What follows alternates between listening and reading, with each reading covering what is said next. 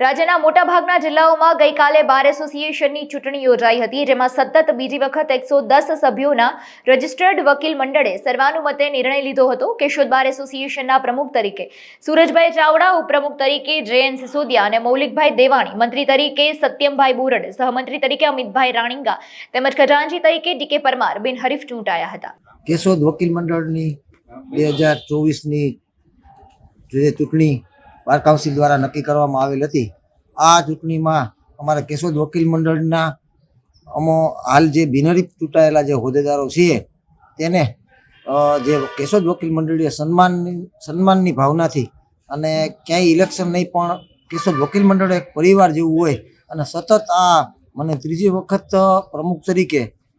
બિનહરીફ જાહેર કરવામાં આવેલ છે, ત્યારે તમામ કેશોદ વકીલ મંડળના સદસ્યોનો હું આભાર વ્યક્ત કરું છું. અને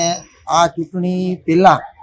એક દોઢ મહિના પહેલાં જ્યારે કેશોદ બારમાં આ ઇલેક્શન બાબતની ચર્ચા કરવામાં આવેલ ત્યારે સર્વસંમતિથી